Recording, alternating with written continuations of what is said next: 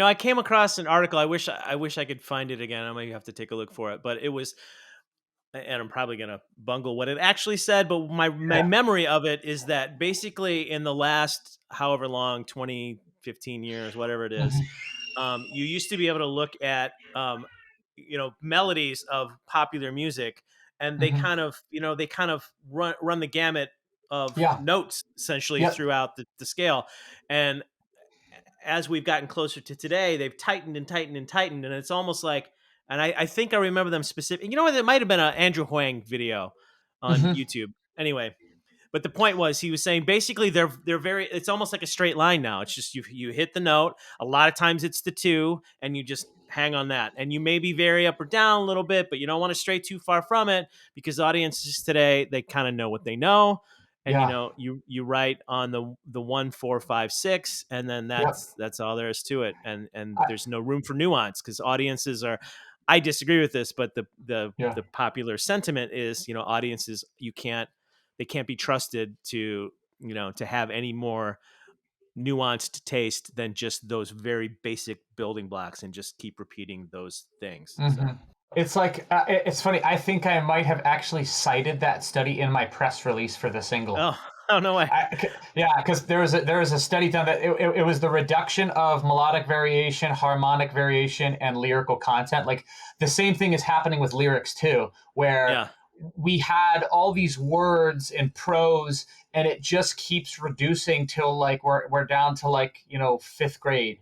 And it's Right. like, don't use a complex word because if you use a complex word, there's 10,000 people out there that don't know that word. And then the profit Right. margin goes down a 0.5%. And you don't want to alienate anyone. It's like, no, alienate them. Like, Well, write what is good and true. And if a person doesn't get it, then let them go. And I feel like the music industry has made listeners lazy listeners. They don't know how to listen anymore because something that was so good about music 40 years ago, you could open up a CD and look at the liner notes and the lyrics, and you would have to sit and kind of look at it like a puzzle, and you'd have to figure it out, and you'd go over it over and over. You might listen to a song 50 times before you finally go, oh, that's what that lyric means. Like, I totally get it now.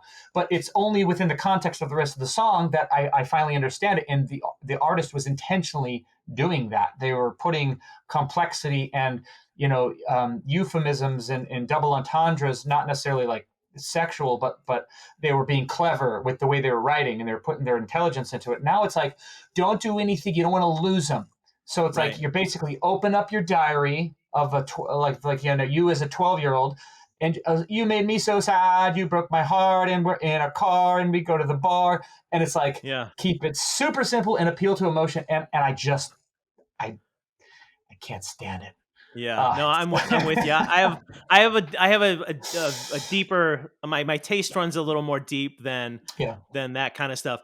That said, I don't wanna, and you said you like pop music too, but there's Yeah. something to be said about that simple stuff. It's not easy to write a song that connects with a large audience, and it's as an intelligent person that's studied music and lyric and the stuff that you appreciate and that I appreciate has a lot more depth to it. It's hard to Mhm. understand how somebody can listen to, and I was like, baby, baby, baby, no. I'm like, baby, baby, baby, no. And that's a song that people connect Yeah. with. And you're like, Yeah. wait, what are you listening to? What are you grabbing onto? There's nothing there. Yeah. There's this, I don't know. You may have seen this. There's a meme going around a few years ago, and it's got a picture of Frank Sinatra and then Uh-huh. a picture of Justin Bieber. And I don't mean to pick on Justin Bieber because I think he was 13 at this time, and Yeah, yeah, yeah. whatever. But like, it's got a lyric, and next to the picture of Frank, it says, "With each word, your tenderness grows, tearing my fear apart, and that laugh that wrinkles your nose, it touches my foolish heart."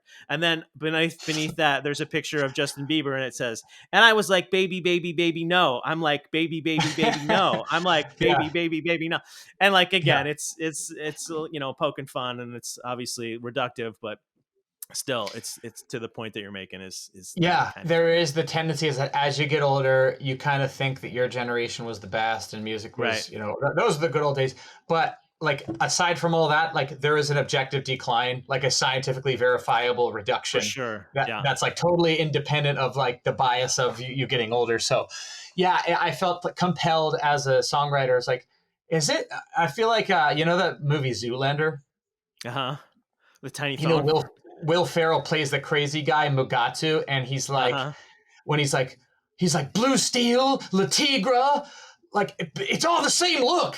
I feel like I'm taking crazy pills here. Like that's what I feel like when I'm listening to these songs. I'm like, this sounds just like this song, which sounds like that song. It's like the same song again, and people are like, oh, it's so great. Well, it's interesting too because we're in this time where basically the history of recorded music is available Mhm, to us at the click of a button at mhm. home, in the car, on the bus, the beach, wherever you are. There's good music being made. I don't know if Yeah. I'm a big fan of Dawes. Taylor Goldsmith is an incredible lyric writer.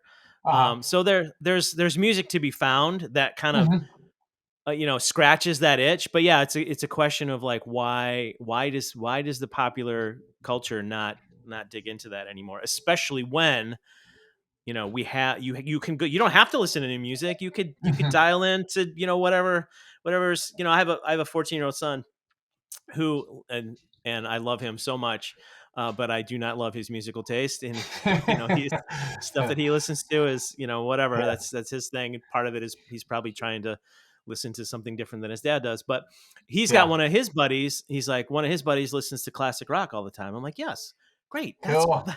I'm a fellow Yeah. old guy here, but I'm like, yeah, Yeah. that's the good stuff, man. Listen to that, and that's great that he can do that. He's got, he's not relying on tight playlists on a radio station anymore. He's digging into, I don't know how he found it or how he got into it, but it's available to him. So it's just an interesting observation. It's something to encourage you also. I think 70 or 80% of all the music that is consumed today is actually old music. Oh, interesting. People are gravitating towards the old stuff still, which is like I'm like, okay, cool.